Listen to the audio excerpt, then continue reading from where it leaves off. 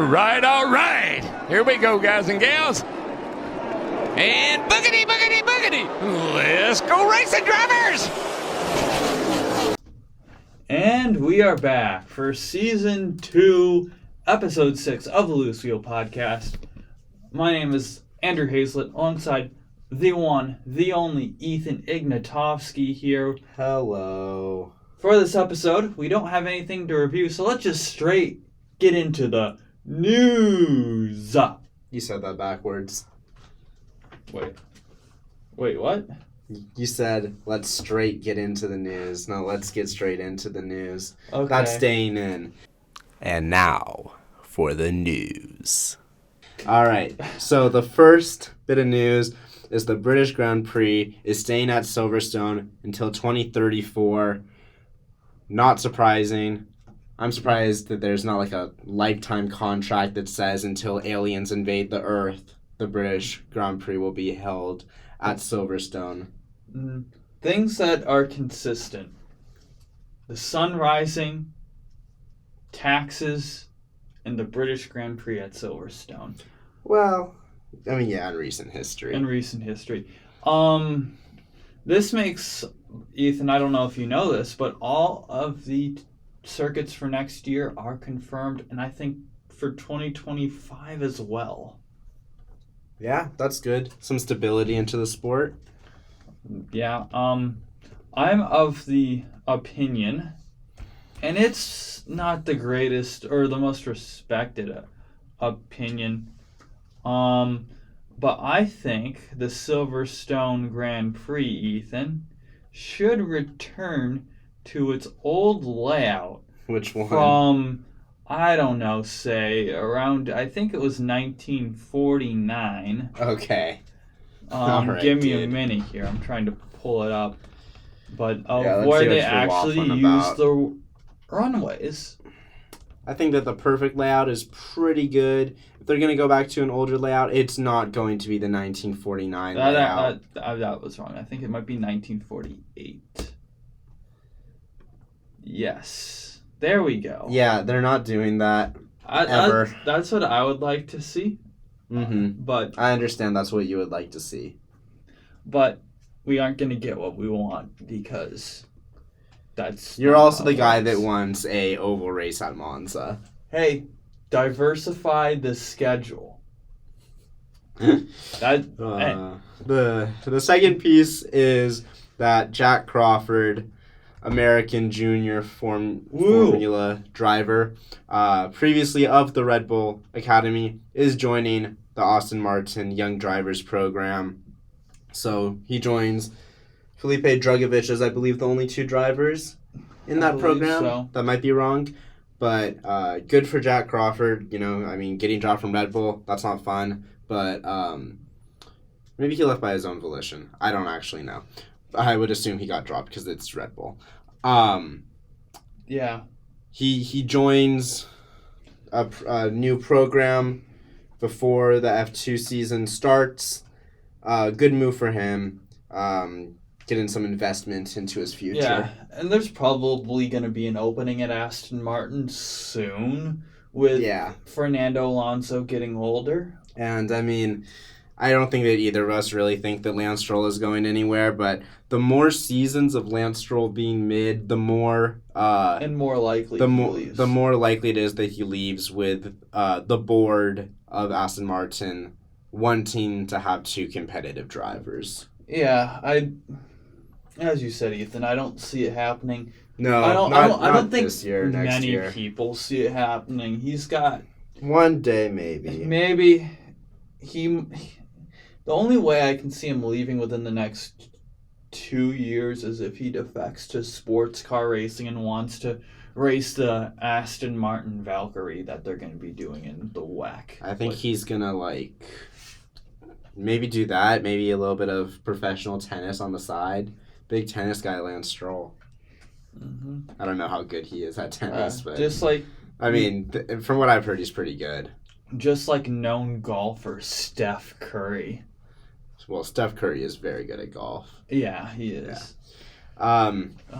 The last little bit of main F1 news that we have is just talking about the car launches. Andrew, what did you think of the car launches that we saw the past week? We saw, who did we see? Aston Martin. Did we see Alpine? No, that was previous. Yeah. We saw Visa Cash App, I believe. That was after our last recording. Cash App.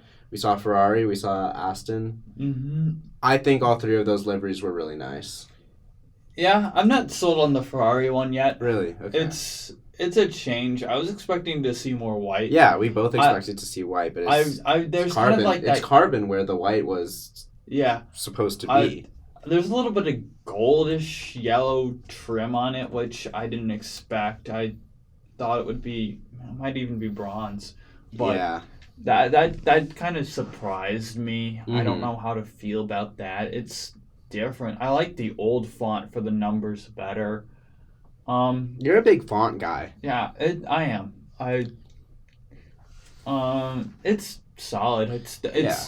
It's at worst a C tier and probably I think it's an A tier, man. But probably a B tier, I think. Yeah, I think this is a really, really nice car. I don't know if it's just the lighting, but the red, I really like the red. Mm-hmm. Just looks different than the normal reds to me. Maybe I'm tripping. You might be. But I don't know. Maybe it's just how it plays off the accents. I agree the gold is a little weird, but I think it works. I think it works. I really like it. And then the Aston Martin's the same. Yeah. I like what it is.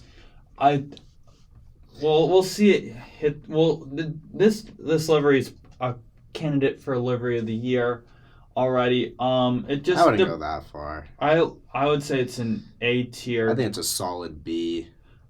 I like the metallic-ish green.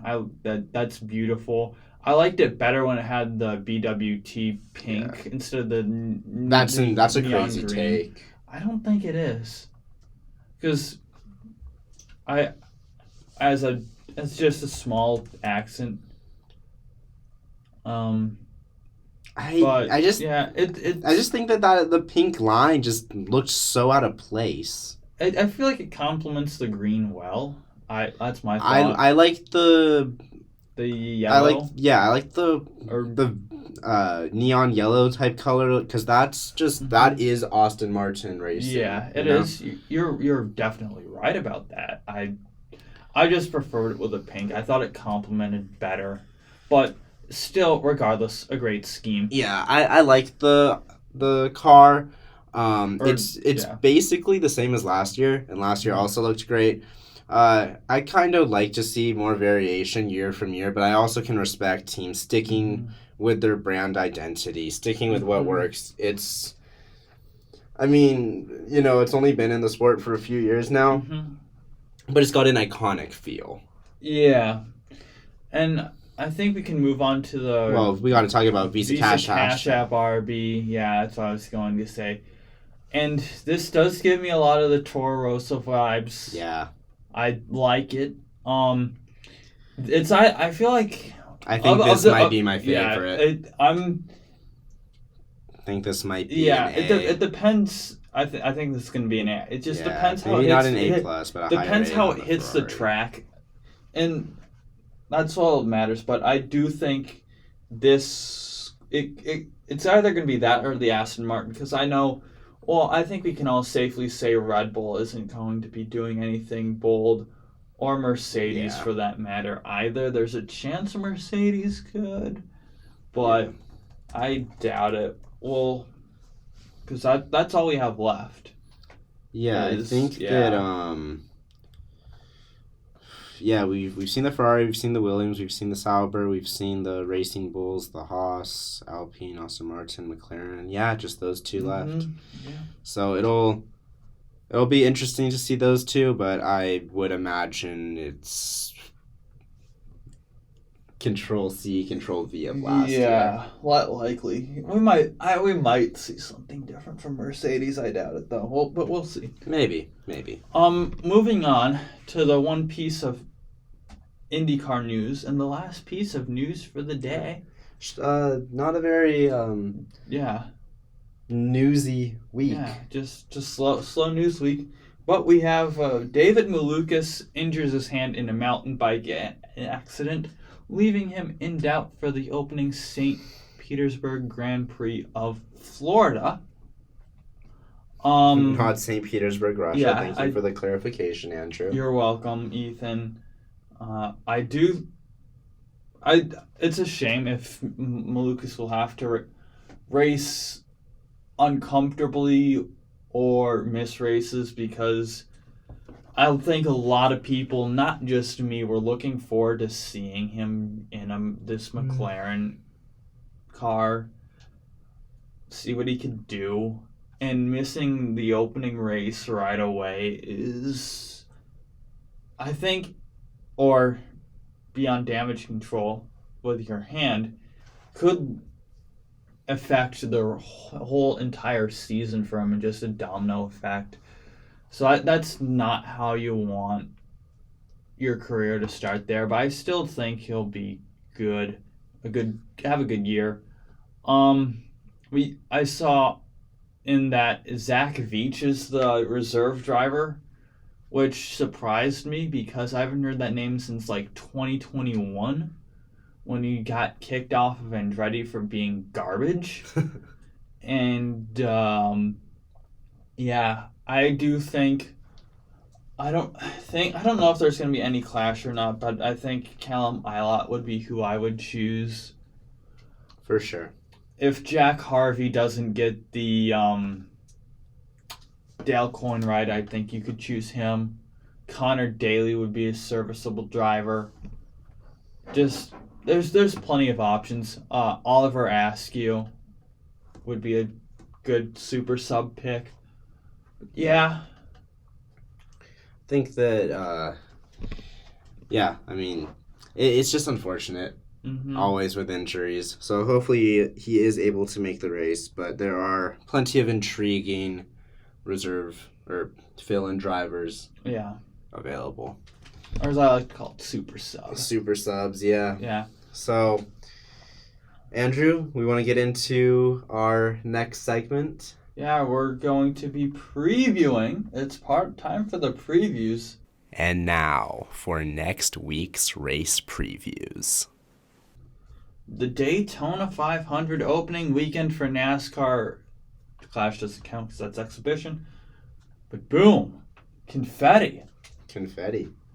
Indeed. That will be sprayed on the winning Daytona 500 car this year, as always. I think it's going to be a great race. Third year into the next-gen car. Going to be interesting. Always is with Daytona. Threat of big wreck, pack racing, tight. Anyone can win. A couple interesting notes is you have 6 open cars trying to make the race this year. You've got Kaz Gralla in the 36. You've got Jimmy Johnson in the 84. Those teams are for Front Row Motorsports and Legacy Motor Club, respectively. You've also have... I'm trying to think here. I'm forgetting everything. You've got you have David Reagan in the 60 car for RFK, Anthony Alfredo in the 62 for Beard. So that's 4. The fit. I'm losing count here. So you got Jimmy Johnson, 84, Legacy Motor Club. Anthony Alfredo in the 62 Beard. David Reagan in the 60 RFK. You've got Kaz Gralla, 36 Front Row.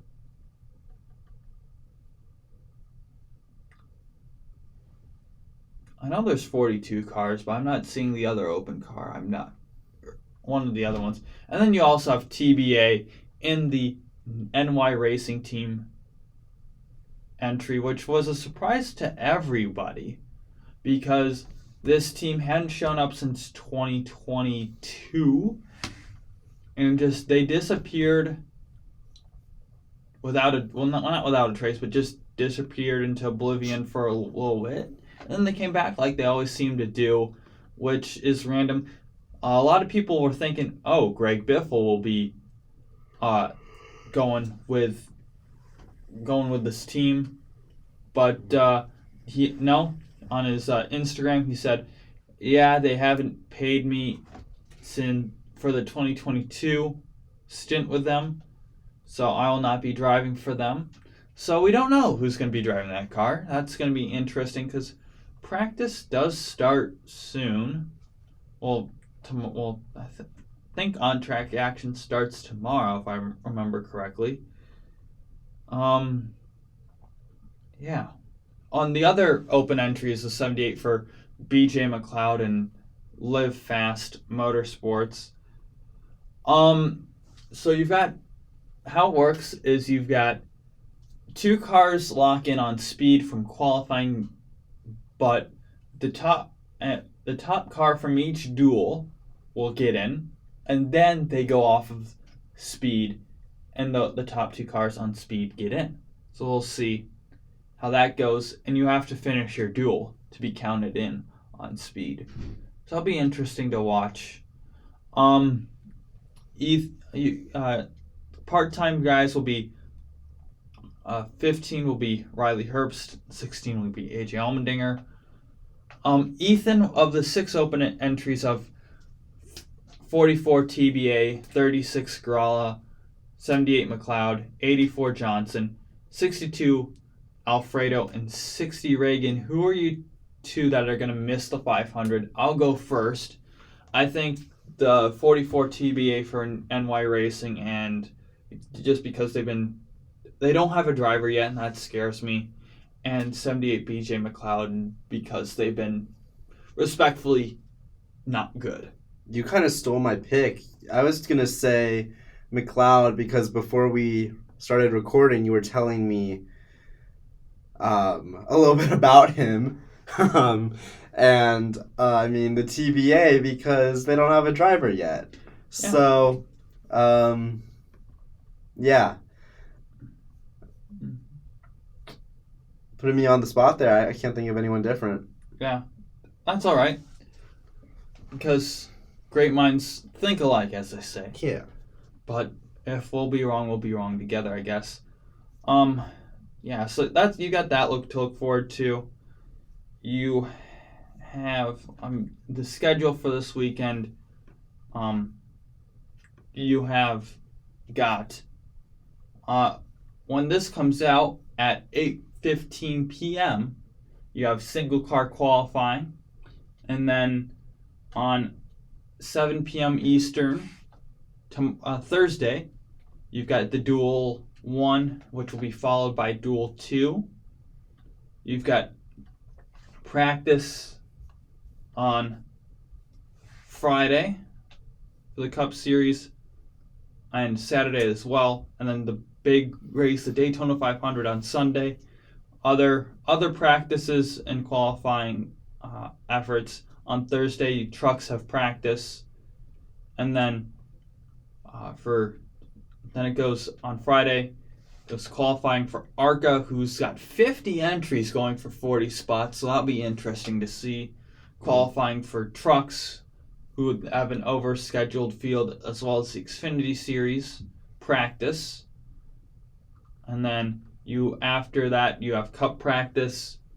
Then the Fresh from Florida 250 for the Truck Series.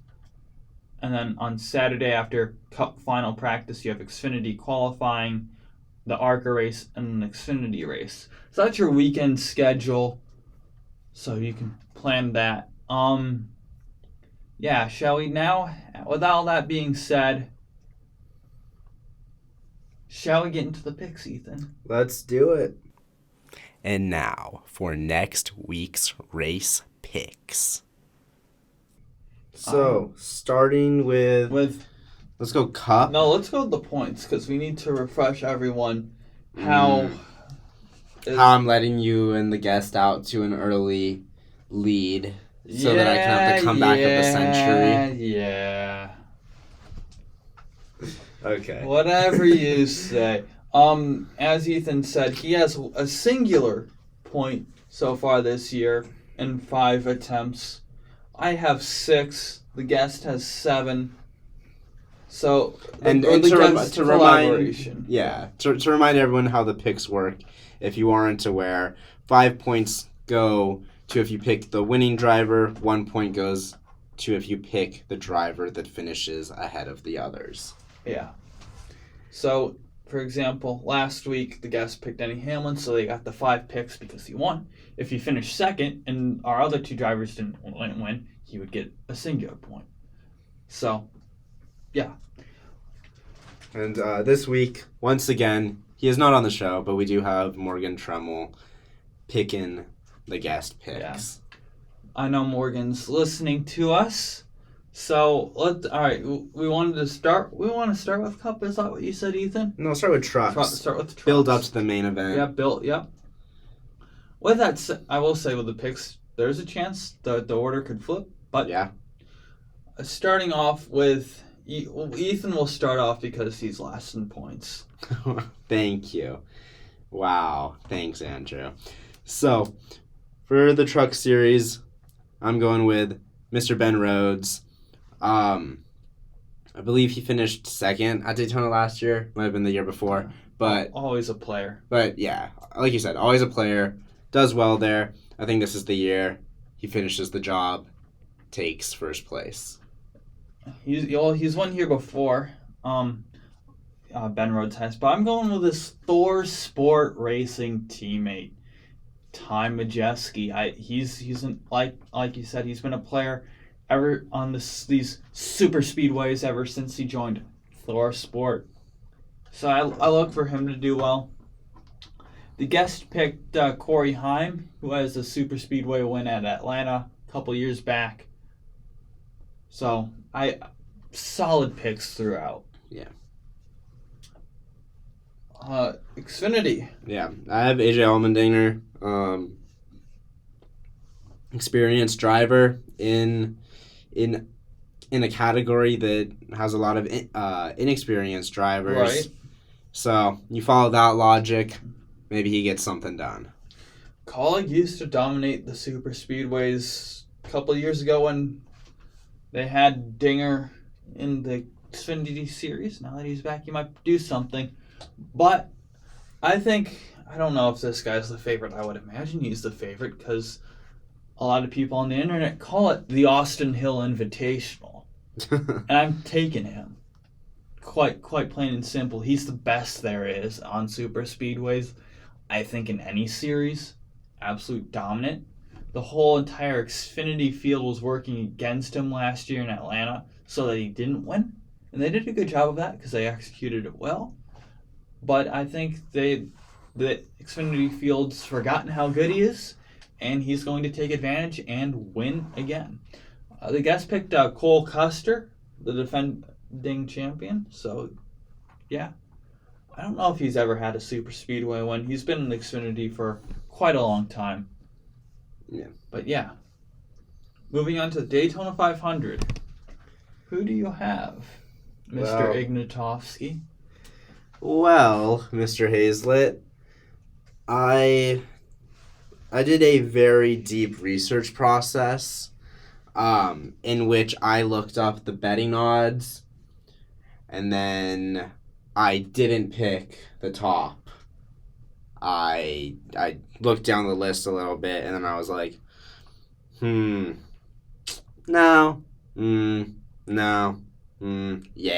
And that, yeah, ended up being William Byron.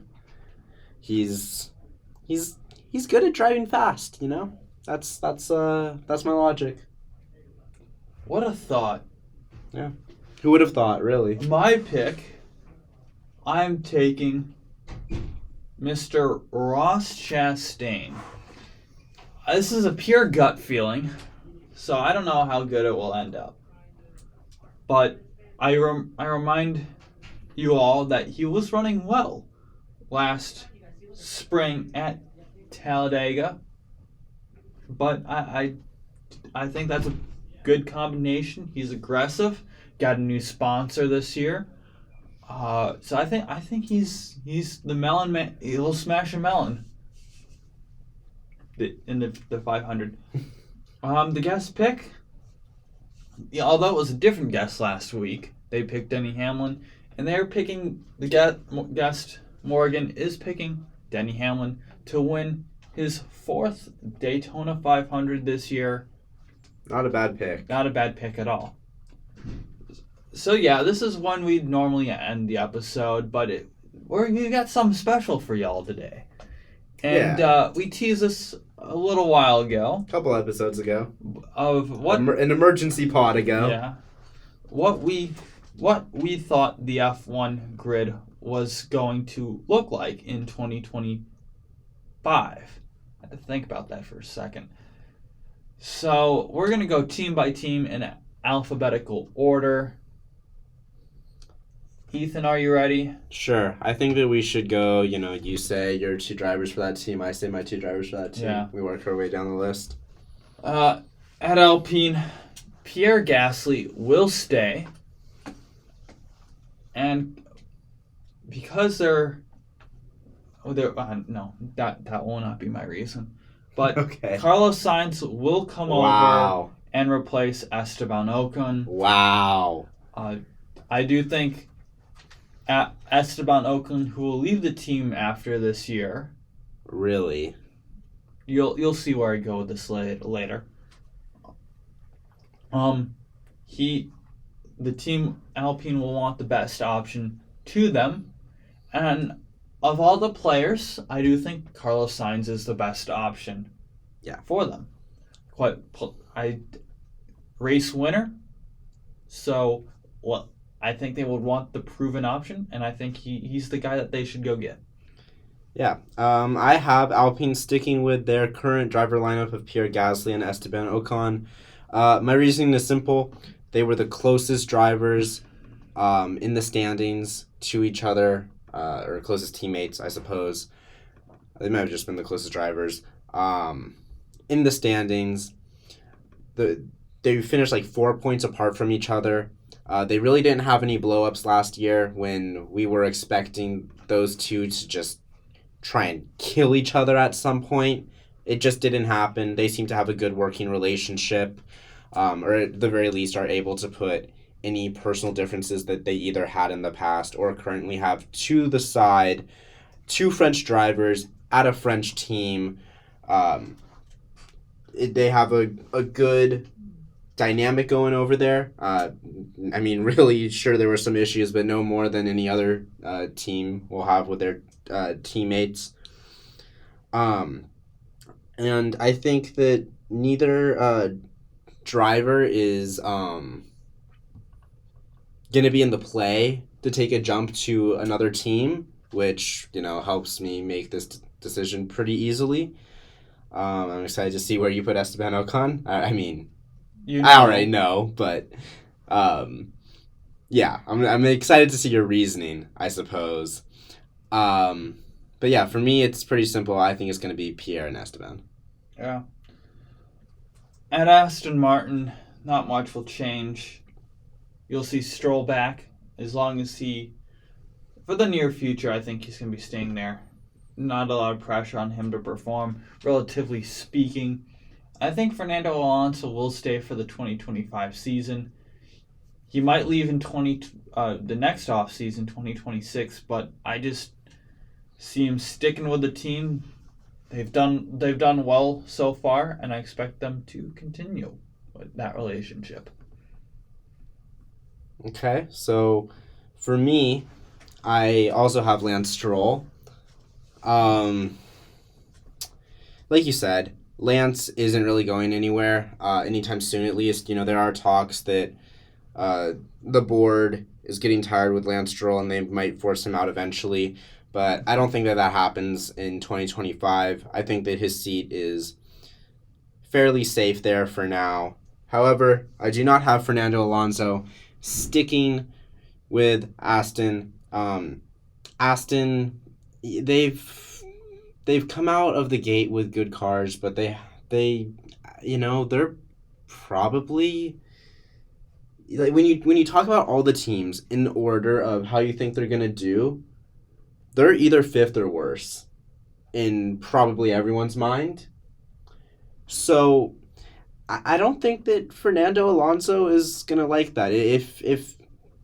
If Aston Martin starts to take a jump up, then that changes. But I don't really see that happening, and for that reason, I have Fernando Alonso leaving Aston Martin, and the driver I have replacing him is one Yuki Tsunoda.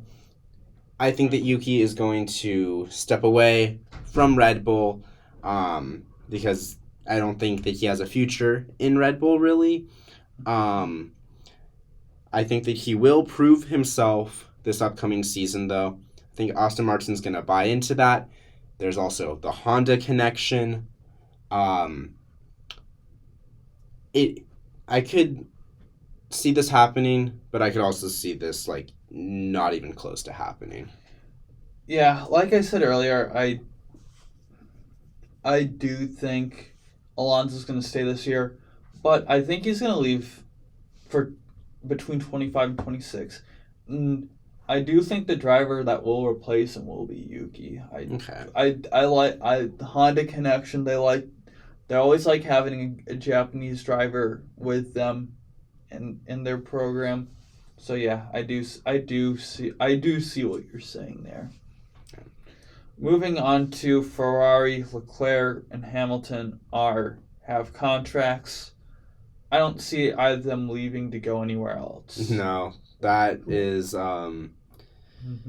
pretty confirmed. You can write in permanent marker. Yeah. We don't need to spend a lot of time there. Those are the two drivers. Yeah. Haas, Nico Hülkenberg, he will be staying. But replacing him will be the Formula 2 champion of 2024, Oliver Bearman. Yeah. I'm not going to spoil what you have to say about this, but I think Bearman will win the championship after the year he had last year. He surprised me. I thought he was going to be worse in the standings compared to where he actually ended up. With that said, I think he'll take a further step up, and I will believe that he will win the championship. And with that said, he's in their academy already, so I think Haas will just pick the guy who's in their house. No need to go anywhere else. Yeah, I agree. We've talked about this, maybe not on the podcast, but we have definitely talked about this off mic, about how we both think that Ollie Bearman is probably going to win F2 this year. We both agree on that. Even if Ollie doesn't win, I think he's going to finish top 3. I think he'll have a very nice season. And like you said, he is, part of the Ferrari Academy. He's a reserve driver for both Ferrari and Haas. He's going to do like 6 free practice sessions for Haas this year. So he's going to get to know that team well. And Haas will get to know him. That relationship will grow. And it makes sense that if he has a top 3 finish in F2, put him in that Haas, get some potential in that seat.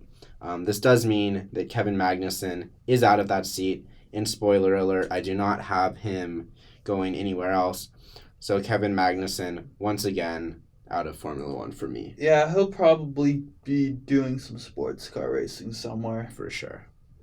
You can look to Peugeot as a possibility in WEC, or Chip Ganassi Cadillac Racing in either IMSA or WEC. Also, Oliver Bearman is only 18.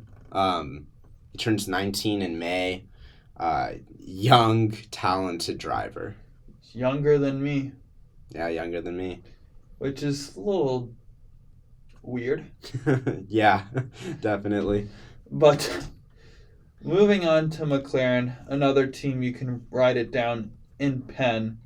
You can get a tattoo that says McLaren 2025 driver lineup, and you won't have to worry at all. Lando Norris, Oscar Piastri.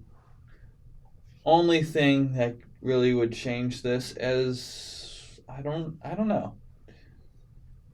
There's I nothing that could change this. I don't know why it would be anything different. Yeah. So it would be They're some both under bombshell contract. They're Yeah, and it'd be some F1 weird contracts are bombshell. made out of paper mache, but still, neither of those two are leaving. Mercedes.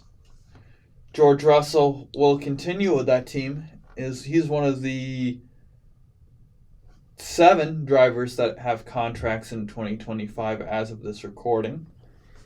And another, I think, replacing Hamilton will be the guy who is managed by Toto Wolff, who has ties to Mercedes. He was a member of their junior academy.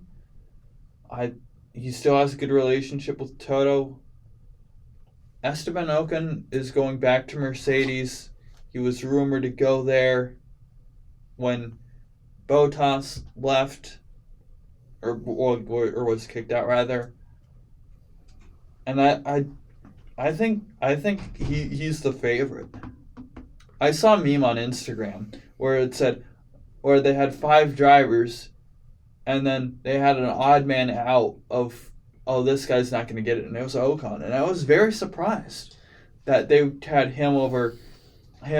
that they had him behind drivers like Kimi Antonelli and Mick Schumacher, which none of those I see happening. But I think Ocon, with the ties to Mercedes already, and who they put him in a Racing Point and Renault seat back in the past, I think the writing's on the wall, and people are refusing to read it. Go ahead. Ethan's looking at me weird. Yeah, that was some purposeful silence there. I vehemently disagree. I don't think that Esteban he's a good driver. He is a good driver. But he isn't Mercedes level. He just, to me, is not Mercedes level. He hasn't proved himself to be at that level. And I don't think that Mercedes is going to want a driver that hasn't proven themselves to be Mercedes level, that isn't like a young prospect driver, to be in that car. So George Russell, of course, is going to be that one driver that is for sure going to be there. Right. But I don't think it's going to be Esteban Ocon, man. I really, really don't. You know, there are Mercedes ties, but performance is, you know, number one, really. And that is why I think... Okay. Say your thing. That's why I think that it will not be Esteban. I'm going to go with the proven talent, the man that has proven he doesn't need any time to adapt to a new car, the man who has proven that despite his age, he is still one of the best drivers on the grid, Fernando Alonso. Welcome to Mercedes, pairing up alongside George Russell. What a team that would be. Ethan, you say all that, which is nice and great and dandy, but I remind you back in 2022, in the same machinery, Esteban Ocon beat Fernando Alonso. That's all I have to say there. Let's 1, 2, 3, 4, 5 retirements for Fernando. Yeah? 5 of them. Esteban had 2. Yeah. 11-point differences. I think I obviously wasn't watching all those races, but he's going to be getting like in the 3 that he lost out on. This was also Fernando's first year back in F1, was it not? Do I have my years wrong? I think you're right. I think this is I believe this was his first year back in F1. So I think that Fernando is a much better driver than Esteban.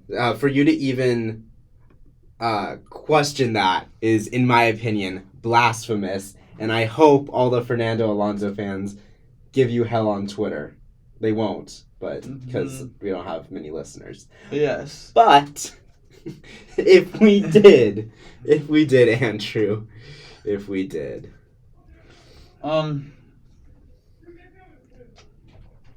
Yeah, but Fernando Alonso didn't beat Ocon in the same machinery. Okay. Fernando Alonso is a much better driver. He's more talented. He's faster. He's a proven winner. He's a proven champion. And I'm not just talking about that one-off win for Esteban. Fernando is a legitimate winner, legitimate competitor. He gives Mercedes not a number 2 driver, a whole new number 1 driver. An amazing driver to pair alongside George Russell. Toto Wolff wants the best for his team. He'll get Fernando Alonso.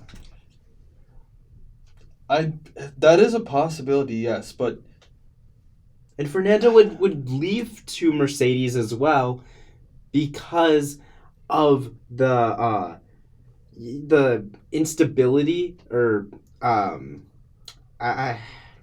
mean kind of lack of leadership at Austin almost. Like who's in charge there, you know? I think Mike Crack is doing a great job, in my opinion. But who's in charge there? You know what I mean? Yeah.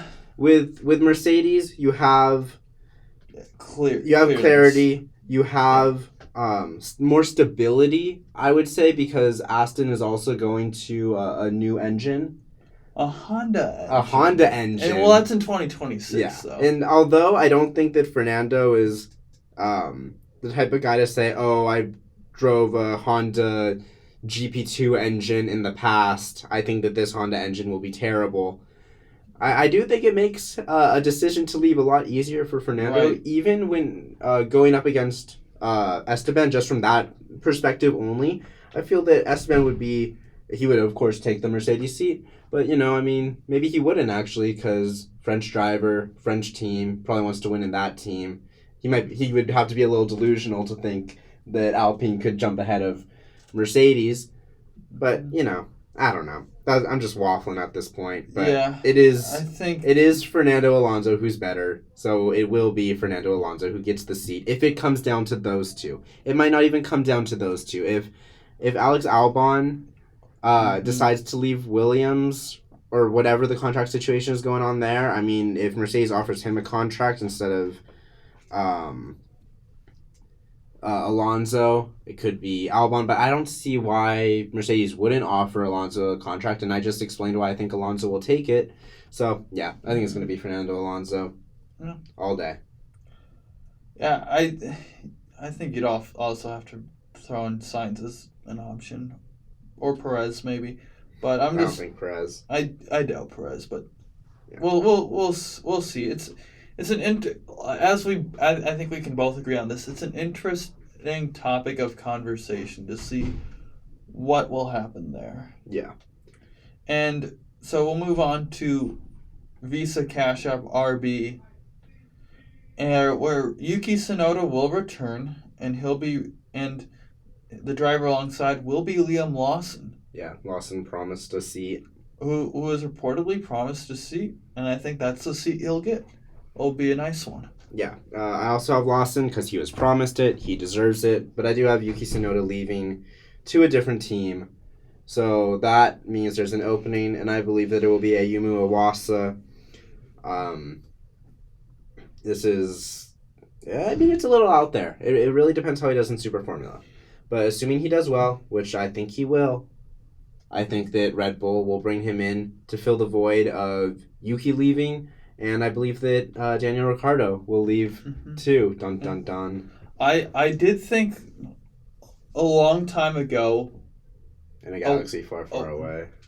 Iwasa was going to win the F2 championship last year.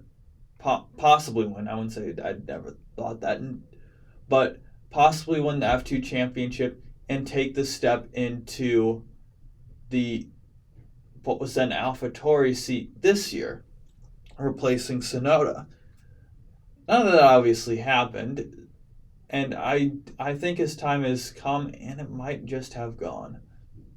But, yeah. Okay. Well, it all depends on his Super Formula time this year.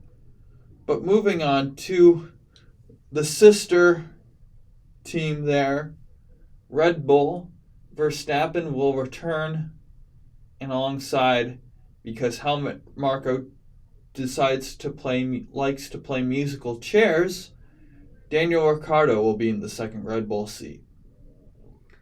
I agree. Max Verstappen isn't going anywhere. And Daniel Ricciardo seems to be almost guaranteed a seat at Red Bull. It almost doesn't seem to matter how he performs. I'm sure it will. If he has an absolute stinker of a year, he won't get the seat. But if he has any resemblance of a good year, I think it's pretty clear that he'll get that Red Bull seat. I agree, and at this point, I think Perez deserves to keep the seat. Can you explain that to me? He finished second last year. That's all you. If you're Red Bull, Max Verstappen also scored more than 35% of the team's points. Yeah. All you need to do if you are Red Bull is finish first and second in the constructors. But in the future, when the gaps are gonna close, if they do close, I should say, you don't want to be stuck with a driver who hasn't been able to be anywhere near Max. And that's such a hard task, but it's not even that Sergio can't keep up with Max. He's qualifying P9 on average, or something like that anyway. I think what they have is, I think it's working. It works for now, but for how much longer? And at this, you can't get complacent. At this point, I don't see a reason to change. I think that is perhaps your hottest take yet. Really? Perhaps your hottest take yet. All. Yeah, that's right up there with Carlos Sainz's better than Leclerc.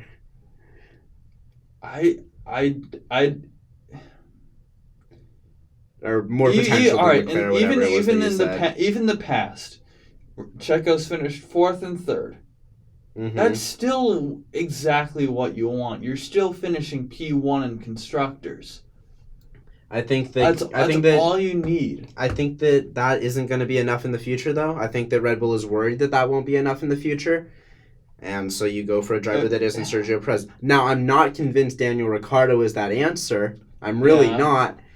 But I think you do have to move away from Sergio, and I really do like Sergio Perez. I think it's unfortunate, but yeah. I agree with you. I don't think the answer is Ricciardo's. Yeah. But from what he's won races, no matter who you put in that car, they're not going to be touching Verstappen.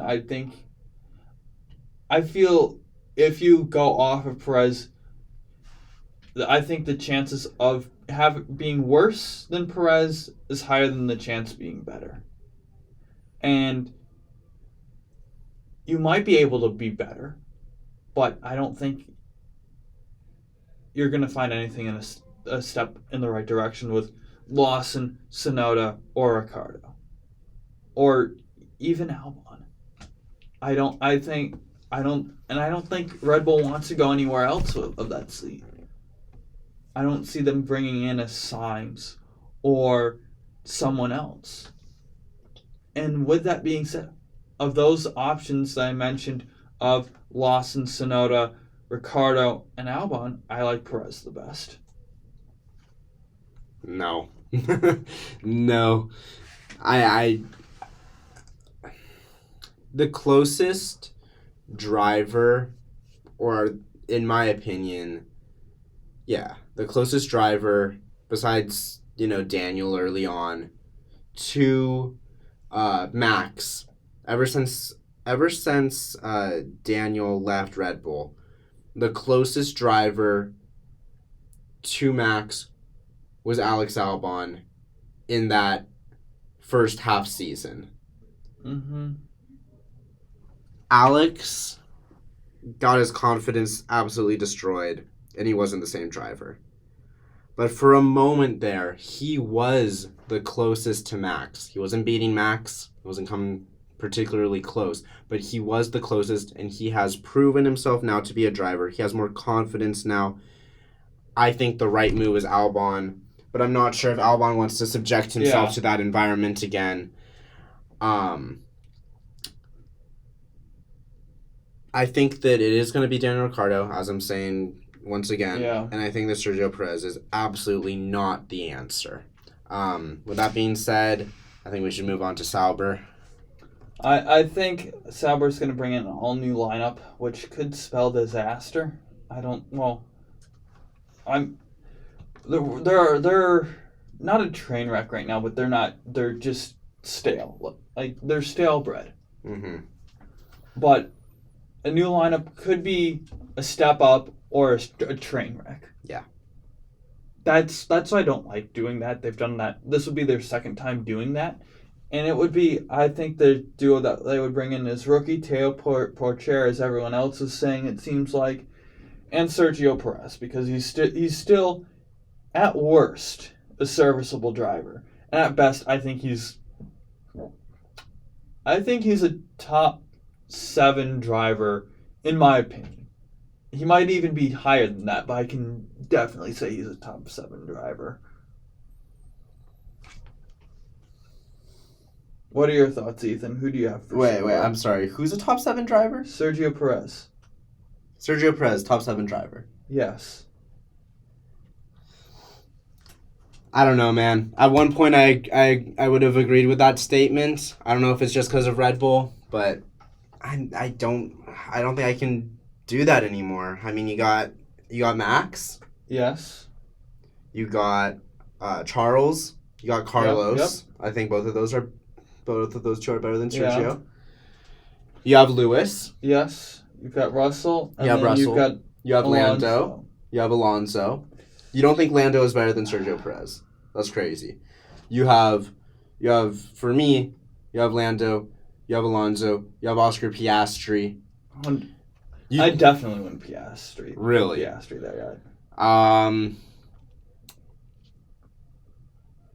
And I mean, Albon. No. Yeah. I don't even know if Albon's Borderline. top 10. We should do our 1 through 20 rankings. That would get pretty spicy, I feel like. That would be fun. We should do that. Okay, we're saving that for later. But for me, Perez is borderline top 10, definitely not top 7. For Sauber, I have Teo Porcher, Smart pick. like you. Smart pick. Teo Porcher is he's been in the Sauber family for quite some time now. He won F2, granted in a weekish year. year. A weekish year. Thank you, Andrew. You're welcome. This is what we do as a tag team. Yeah.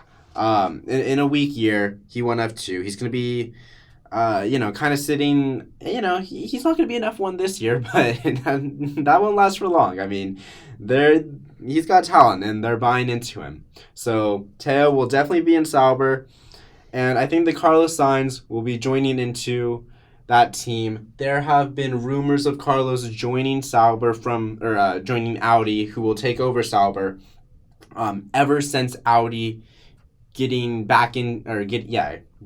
ever since the Audi announcement was made, there have been rumors and talks and all this stuff about Carlos joining Audi.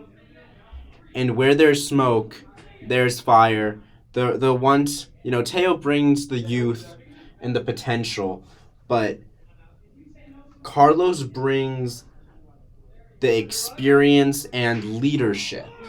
And I think that together, that's a really nice driver pairing. One of the better driver pairings on the grid that can take a car that, as we talk right now, isn't very good. It will be going into a situation where the team will be changing hands and they'll have a chance to build up a new team, new car, all that together. Good driver pairing. And, I mean, really, this is, there aren't too many landing spots for Carlos, and I think Sauber makes the most sense. He'll have to endure some bad years, but it could pay off. Yeah. I think I hope there'll be better options for Sainz, because I do like Sainz, as we've discussed. But for Williams, I think they're going to go with Alex Albon, who is contracted with them, and they're going to bring in a rookie. This time, a couple years ago, they wanted Nick DeVries, couldn't get him. They're going to go on a similar route this time, but take Felipe Drugovich, former F2 champion, guy sitting around doing nothing. He's going to go to Williams. To replace Sargent, because Sargent, as much as I want an American on the grid, he hasn't done anything. Zero. Nada. Goose egg. Yeah. So I think and I don't think they'll go with a veteran driver because they will have Albon. They want youth and they want experience. Yeah. I have Alex Albon staying there. I've said before that I think that he could leave, and I still think he could leave, but just thinking about it more, probably Williams for at least one more year. That being said, he is really talented, and if an opportunity arises for him to leave Williams, a legitimate opportunity, I wouldn't be surprised. It's just that the way I have the rest of the grid shaking out, I realistically can't think of Albon going anywhere but staying at Williams. Mm-hmm. So, which was interesting because in the emergency pod, you thought he was going to Mercedes. I did, and I still think that that is possible, but just thinking about it more, hearing more things, I think it will be Fernando. Mm-hmm. Yeah. You know, if Mercedes wanted someone younger explicitly, but I don't think they explicitly want that. Yeah, they don't. So, yeah. That's why I think Albon will stay at Mercedes. That's why I changed my mind on that. And his teammate, I think it will be Sergio Perez. As I said, I don't think Sergio Perez is a certified bum, but I don't think that he's a top team guy anymore, but he still deserves to stay in F1, and I'm sure Williams would love him. And I think that they're probably one of the only teams that would offer him. So I think he'll accept. And that is basically that's both of our predictions. Will they come right? Will we be proven extremely wrong? Only time will tell. Will Kimi Antonelli end up in a Mercedes? No. A lot of people have been saying that he'll be on the grid in 2025. Maybe, but, driver skipping F3 to go to F2, I think he'll struggle. He's being hyped up so much that, I wouldn't be surprised if he won the whole thing, but how likely is that? I don't think so.